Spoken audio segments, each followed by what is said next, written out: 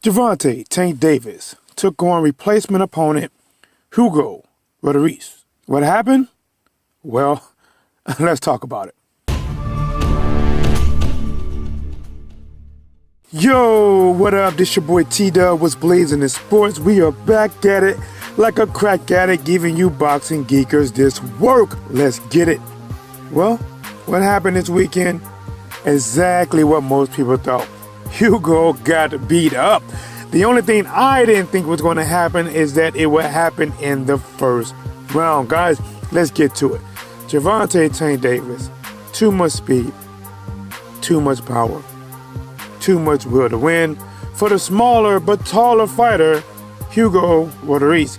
Guys, from round one, from the second of round one, Tank Davis coming out using the jab very nicely to cut the distance. The biggest mistake by Hugo was getting in the corner and staying in the corner and not pivoting to the center of the ring. This gave a lot of opportunity for Tank Davis to land a straight left down the pipe, also go to the body, and the ultimate finishing punch that did the damage was the hook, the right hand, that was set up by a standard 1-2, followed by a big right hook that landed, and Hugo went down. He did stand up before the ref got to 10, did not give any indication that he wanted to go on, and the fight was over. Gervonta Tank Davis remains the champion, and now, what's next? Well, guys, in April, in an exhibition bout following the leader being Floyd Mayweather, he will be taking on Tenshin, Nasukawa, over there in Japan on Risen. Guys, what do you think about this matchup? What do you think is going to happen? I should do a separate video on that alone. But I'm telling you one thing, guys. Tenshin is going to be like, listen, man, I might have lost to Floyd Mayweather, but I'm going to train to beat this Gervonta Tank Davis, guys. But to be honest, it might be more of the same result, probably in the same round. The first round, Gervonta Tank Davis arguably punches harder or a bigger puncher than Floyd Mayweather. He could get Tenshin out of there in a much quicker fashion. But guys, the big fight is coming in May, and there isn't an opponent.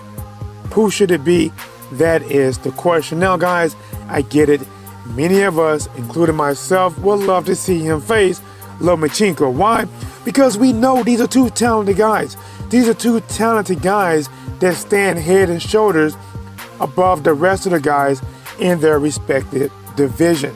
Lomachenko at 135, Gervonta Tank Davis at 130.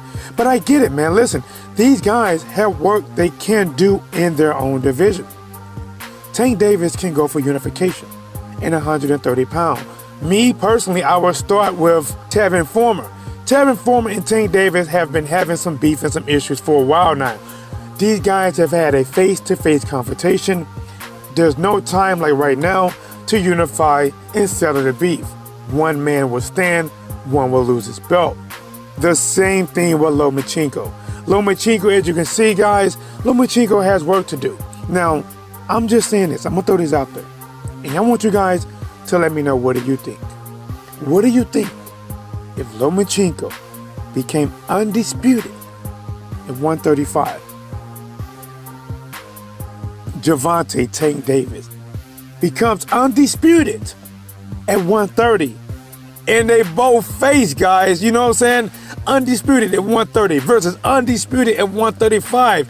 Maybe even do a catchweight at 132 or 133, if not a full-fledged 135. But guys, that's just my thoughts on it. I'm interested to see what happens in April against Tenshin, and also who is the real opponent for May. Until next time, this is your boy T-Dub, and here is WhatsBlazingInSports.